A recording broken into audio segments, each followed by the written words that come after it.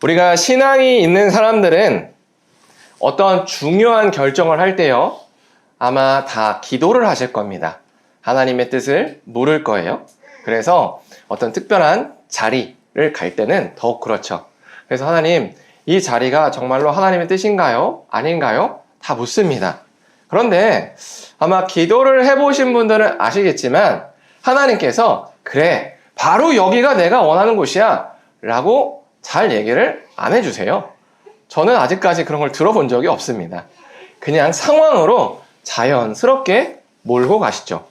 그렇게 해서 가게 되면은 들어가면 알아요. 아, 정말 하나님이 인도하신 거구나. 정말 하나님 뜻이 맞았구나를 알게 돼요. 어떻게 하냐면 들어가면 제가 기도했던 내용들이 하나씩 이루어지거든요. 아마 여러분들도 유사한 경험을 해보셨을 거예요. 그리고 심지어 우리가 기도하지 않은 내용들도 이루어진 것을 알 수 있어요. 그냥 지나가는 마음에 그냥 이랬으면 좋겠다 라는 것들도 정말로 하나님의 뜻으로 어떠한 곳이구나 만날 사람은 그게 다 맞더라고요. 참 신기하죠. 그런데요, 더 신기한 게 있습니다. 뭐냐면 그렇게 하나님의 뜻대로 간 곳이요, 어느 순간부터 점점 괴로워지기 시작한다는 점이에요. 그게 정말 신기해요. 분명히 하나님 뜻대로 갔는데 아니 왜 이렇게 되지? 지금 내가 너무 참을성이 없나? 내가 인내가 없나? 정말 나의 문제인가? 왜 이렇게 나는 이렇게 못 버티지? 라는 생각이 들 정도로 괴로워지기도 한다라는 겁니다. 이상하죠? 하나님 뜻으로 갔으면 정말 좋아야 되는데 아니 왜 이렇게 어려워지지? 이 내용이 바로 오늘 본문에 있습니다. 그래서 오늘 설교를 잘 들어보시면요, 하나님 뜻으로 간 곳에서도 나올 수도 있구나 라는 것을 아시게 될 겁니다. 오늘 본문은요, 바로 사울의 사위가 된 다윗의 이야기입니다. 사울의 사위가 된 다윗은요, 무명의 시골 농부의 8형제 중에 막내 아들이었어요. 정말로 사람들이 보기에 별 볼 일 없는 사람이었는데 정말로 우연한 계기로 골리앗이라고 하는 블레셋의 장수와 싸웠습니다. 그래서 골리앗을 이겼고 사울의 눈에 들어서 이제 이스라엘의 군대 장관이 됐어요. 그래서 다윗이 일약 스타가 됩니다. 그리고 다윗이 또 사울의 딸인 미갈과 결혼을 하게 됩니다. 사울은 그 당시에 왕이었으니까 왕의 사위가 됐다는 건 그 나라 서열 3위가 됐다는 거예요. 거의 몇 년 사이에 저 시골 누구도 모르는 어떤 외진 곳에 막내 아들이었던 사람이 갑자기 그 나라 서열 3위가 됐다라고 생각해보면 일생일대의 기회입니다. 다윗도 좋았을 거예요. 다윗도 이렇게 서열 3위가 된 왕의 사위가 되고 나서 아마 지금까지의 삶을 돌아봤을 거예요. 어떻게 하다가 골리앗이랑 싸우게 됐지? 자기가 원했던 건가요? 아니에요. 우연한 계기로 형들에게 도시락 전달해 주러 갔는데 골리앗이 있었을 뿐이에요.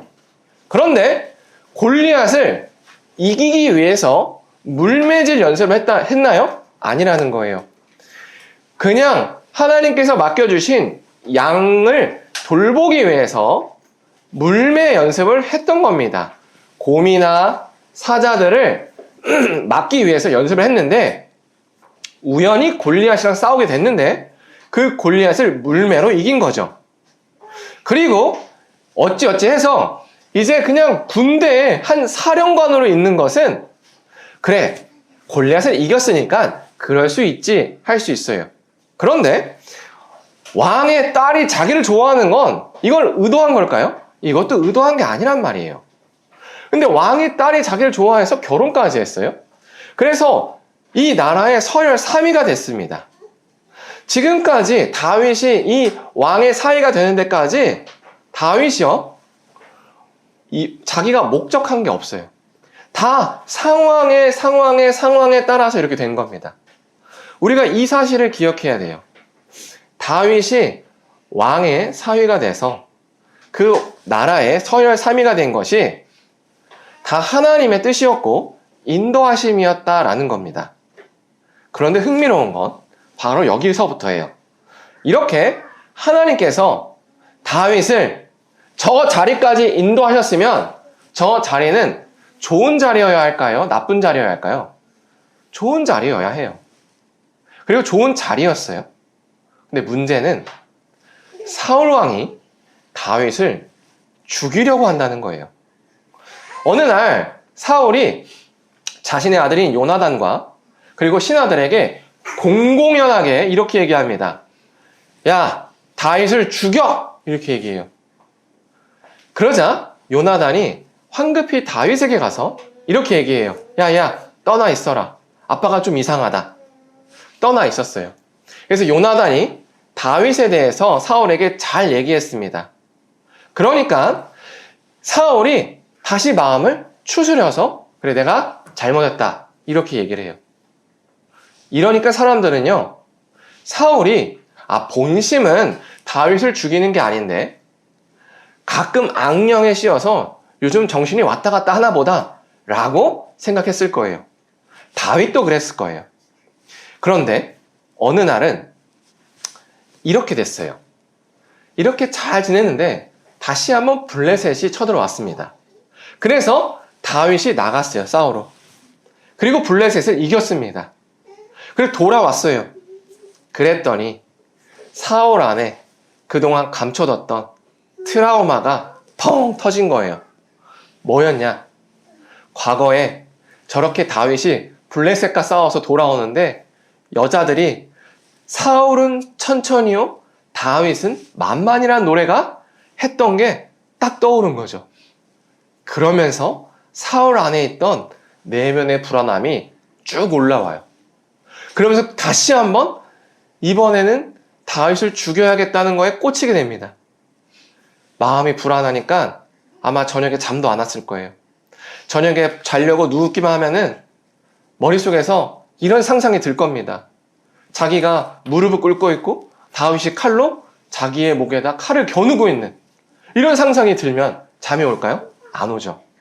하루가 지나요? 이틀이 지나요? 3일이 지나요? 잠을 못 자요. 이렇게 불면증의 시간들을 흐르게 되면 사람이 정상적인 활동을 할 수 있을까요? 못합니다. 아마 환청도 들렸을 것 같아요. 너는 끝났어. 너 하나님께 버림받았어. 너 곧 다윗이 죽이러 올 거야. 이러니까 사울이 소리쳤겠죠. 으악! 하고 막 물건 부시고. 그러니까 사람들이 와, 우리 또 사울 왕님이 또 악령에 시달리는구나. 야, 빨리 다윗 불러와라. 다윗이 수금을 타면 우리 왕이 괜찮아지잖아. 이러면서 다윗을 불러왔어요. 수금을 탔어요. 괜찮아졌어요. 근데 사울이 본심이 툭 튀어나온 거예요. 얘를 내가 죽이지 않는 한은 내가 저녁에 잠을 못 자겠다. 얘를 죽여야겠다 해서 들고 있던 창으로 다윗에게 던집니다. 용케 다윗이 피해요. 근데 얼마나 세게 던졌던지 창이 벽에 박혔다는 거예요. 다윗이 이번엔 정말 사울이 본심이구나를 느끼고 황급히 도망쳐요. 자기의 집으로. 근데 사울이 이때는 포기하지 않고 이제 군대를 보내서 다윗을 잡아오라고 시켜요. 근데 그 집에 딸이 있었기 때문에 다음날 아침에 다윗이 집에 나오면 그때 연행하라고 시킨 거죠. 근데 이 딸이 이 소식을 들었습니다. 그래서 황급히 다윗에게 창문을 열어주고 나가라고 얘기한 거예요. 다윗이 나갔어요. 근데 도망갈 곳이 있었을까요? 이 모든 땅이 다 사울 왕의 소속이에요. 갈 곳이 없어요. 어디 가지? 어디 가자 하는데 떠올랐던 게 사울을 왕으로 삼은 선지자 사무엘이 떠오른 거예요. 선지자 사무엘은 그래도 킹메이커였기 때문에 사울도 쉽게 어떻게 할 수 없을 거라고 생각합니다. 그래서 다윗이 그 선지자 사무엘에게 갑니다. 갔더니 사무엘이 잘 맞아줘요. 그리고 다윗이 그동안 있었던 이야기를 해줍니다. 그랬는데 다윗이요, 이렇게 얘기하니까 아마도 제가 생각하기에 사무엘이 이렇게 얘기했을 것 같아요. 그래, 다윗아, 고생 많았다. 근데 이제는 떠나야 될 때인가 보다. 근데 다윗은 사울의 집을 떠나고 싶었을 건데 떠나고 싶었을까요? 실제로? 아마 굉장히 고민이 많이 됐을 거예요. 첫 번째로 그냥 떠나면 평생 도망자로 살아야 돼요. 두 번째, 불과 몇 년 전에 목동이었는데 이제 이스라엘 서열 3위가 됐어요. 이 자리가 다음에 또 올까요? 세 번째, 자기가 지금 왕의 사위가 돼서 지금 이 나라에서 자기의 집 가문이 이렇게 일어섰습니다. 근데 이 다윗이 지금 도망치면 뭐가 될까요? 반역자가 됩니다. 북한에서 탈북을 했을 때 그 가족들이 받는 거와 비슷한 형편에 처한다는 거죠. 다윗은 고민이 많았겠죠. 아니요, 하나님, 제가 누가 왕의 사위가 되고 싶다고 했습니까? 하나님의 뜻으로 여기까지 왔는데 왜 제가 이렇게 고통을 받아야 되죠? 하나님, 그럼 제가 떠나야 됩니까? 그럼 떠나면 저에게 예전에 왕이 되게 해주신다고 했는데 이 도망자가 돼서 과연 왕이 될 수 있을까요? 이런 고민들이, 현실적인 고민들이 막 따라오는 거예요.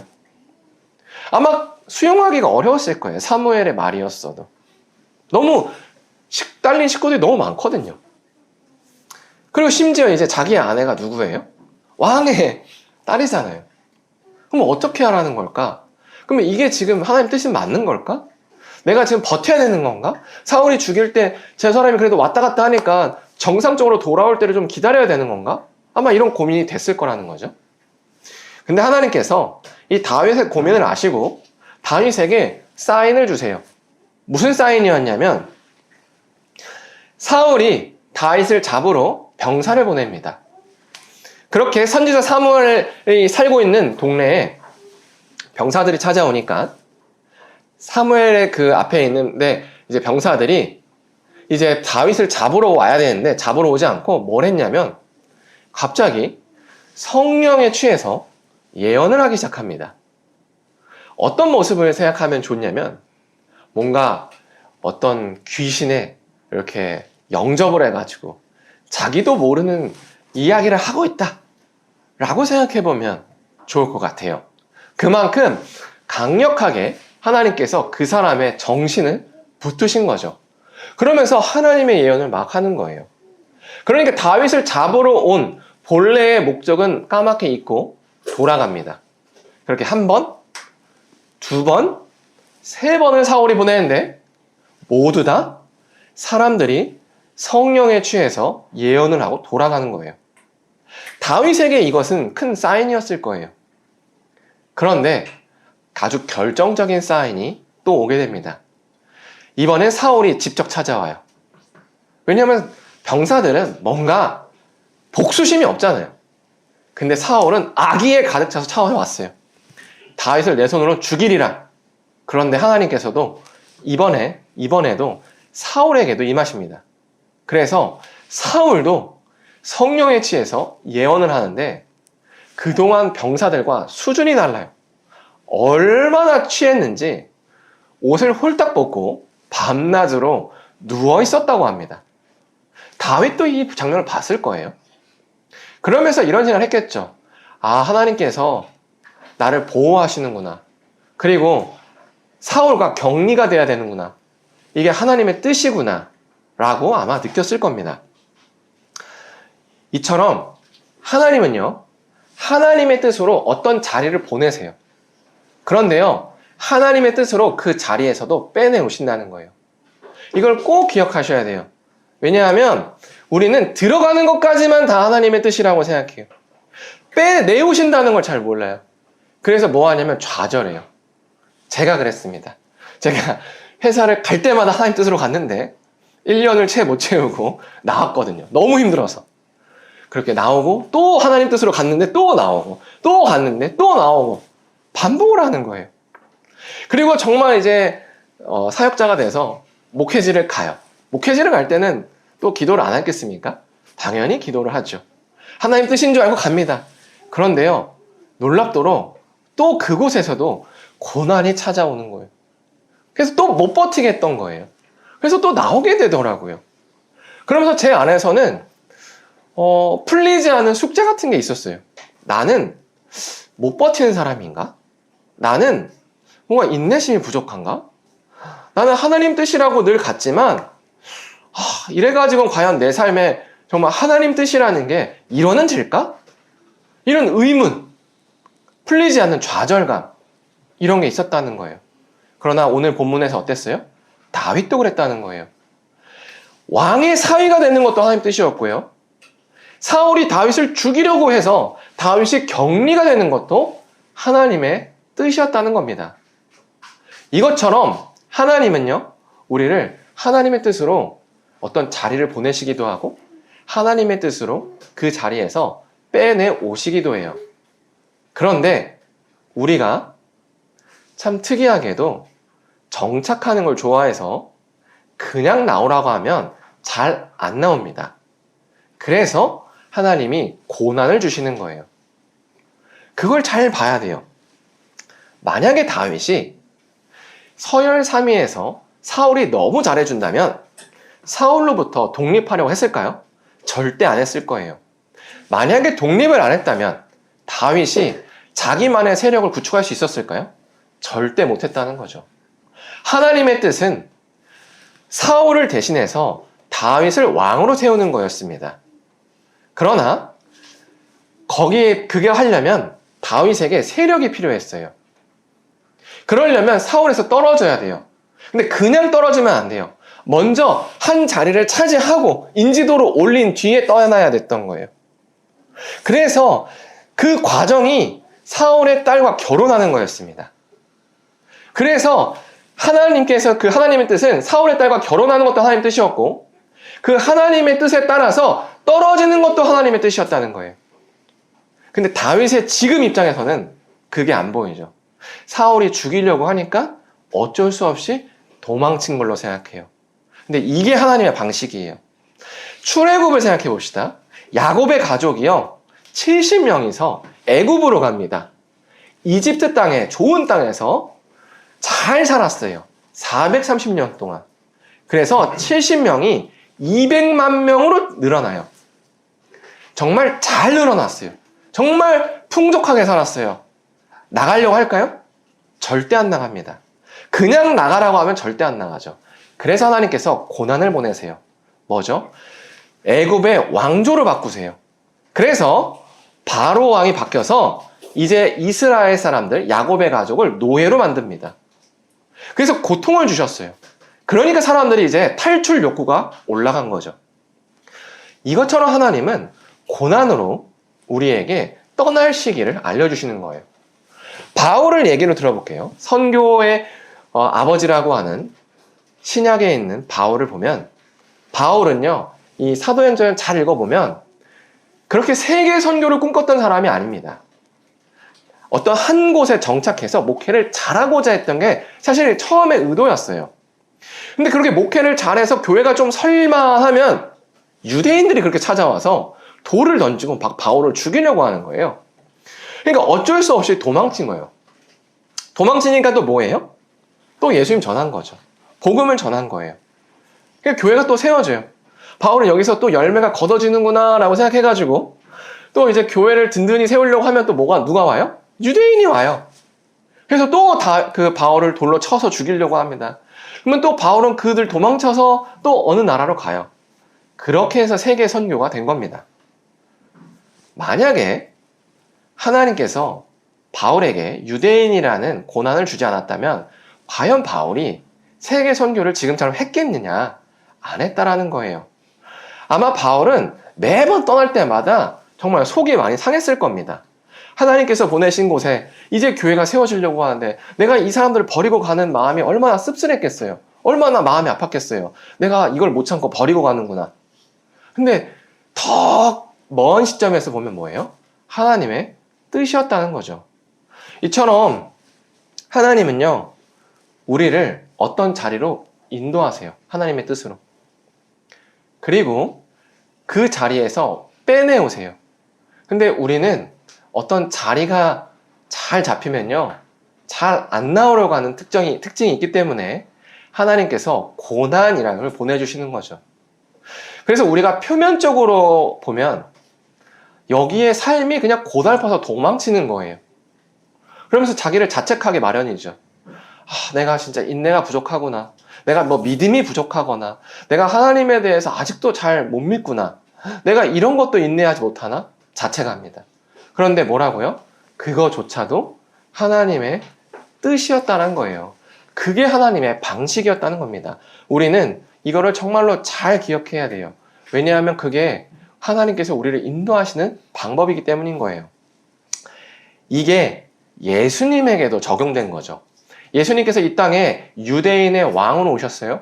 제자들도 믿었어요. 유대인들도 다 믿었어요. 그래서 이제 예수님을 따르면 자기들도 예수님과 함께 좌의정, 우의정 해가지고 정말로 큰 역할을 하는 줄 알았습니다. 근데 하나님의 계획은 뭐였죠? 전혀 예상과 다르게 예수님을 죽이셨던 거예요. 완전 다르죠. 그냥 우리가 생각했던 가장 빠른 길이 아니라 거기서 빼내셔가지고 더 돌고 도는 방식으로 하나님이 뭔가를 이뤄 가신다는 거예요. 다윗도 어떻게 보면 현실적으로 서열 3위에 있을 때가 왕이 되기 가장 가까운 거리라고 생각했을 거예요. 근데 도망자가 되면요, 과연 왕이 될 수 있을까요? 아마 현실적으로 어렵다라고 생각할 거예요. 하나님은 우리를 하나님의 뜻으로 딱 보내가지고 여기서 내가 뜻을 펼치고 꿈을 꾸고 장밋빛 인생을 펼치게끔 하시는데 빼내신다고 했잖아요. 근데 빼내실 때 그냥 좋은 게 아니라 우리 가운데 현실적인 고민들이 함께 찾아와요. 내가 과연 여기 나와가지고 괜찮을까? 내가 여기 나와가지고 먹고 살 수 있을까? 내가 여기 나와서 앞으로 내 커리어는 될까? 이런 걱정이 찾아온다는 거죠. 근데 그게 하나님의 방식이었다는 거예요. 예수님을 보시면 알 수 있어요. 만약에 예수님이 십자가에 달리지 않고 지금까지 살아계셨다면 우리는 지금 이 예배를 하지 않았을 거예요.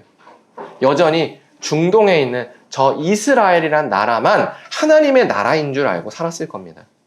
근데 예수님께서 죽으셨기 때문에, 그리고 부활이라는 걸 알 수 있게 되었고, 예수님께서 부활하셔서 천국의 문을 여셨기 때문에 지금 우리가 하나님의 자녀요, 천국 백성이 된 겁니다.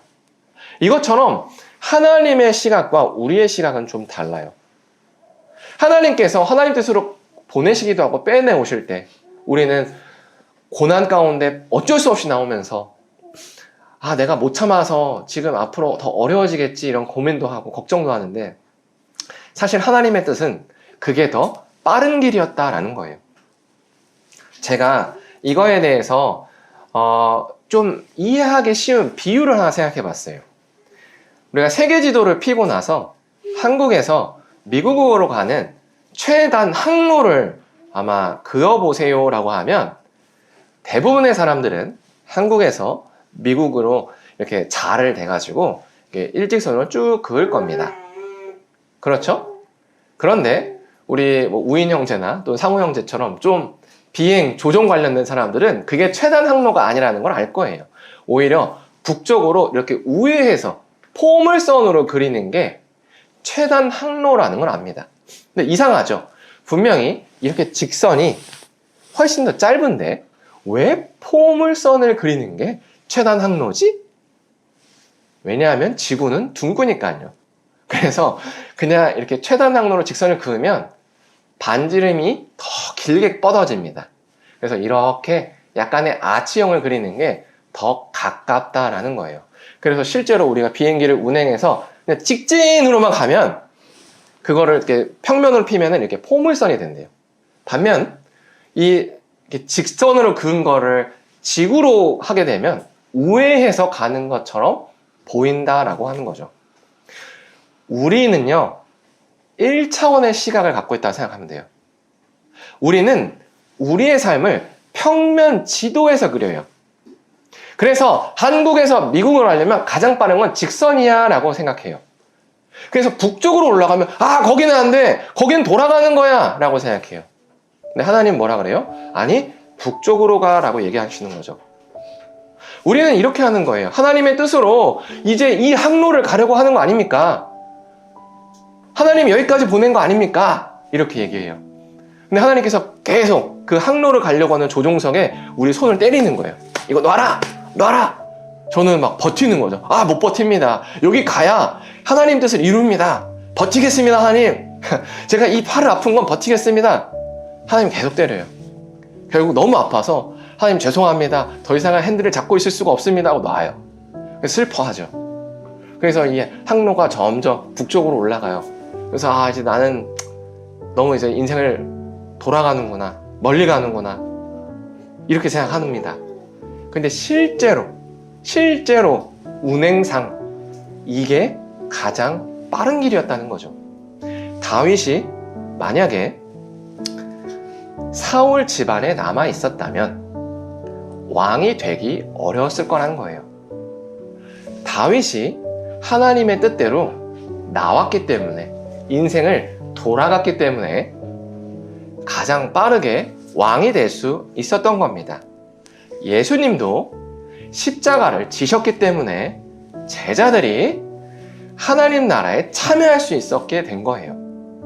그와 같이 하나님께서 예수님을 희생하시고 이제 우리를 택하셔서 우리도 하나님 나라 백성이 돼서 우리도 그 하나님의 손에 붙들려서 인생을 살고 있어요.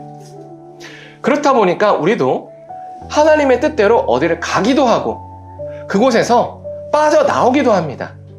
그런데 우리는 빠져나올 때마다 고민하죠. 돌아가는 게 아닐까? 이래가지고 내 삶에 소망이 있을까? 그러나 1차원의 시각에선 손해일지라도 하나님의 시각에서는 가장 빠른 길이라는 사실을 기억하셨으면 좋겠습니다. 이게 평면 지도와 지구에서 그 미국 가는 항로를 긋는 거의 차이인 거죠. 그래서 우리가 오늘 찬양하고 기도할 때 이렇게 기도했으면 좋겠습니다. 하나님께서 우리를 인도하시는 길이 우리의 시선에서는 돌아가는 것처럼 보일지라도 하나님께서 인도하시기 때문에 가장 빠른 길이라고 고백할 수 있겠다라고 우리 함께 기도하겠습니다.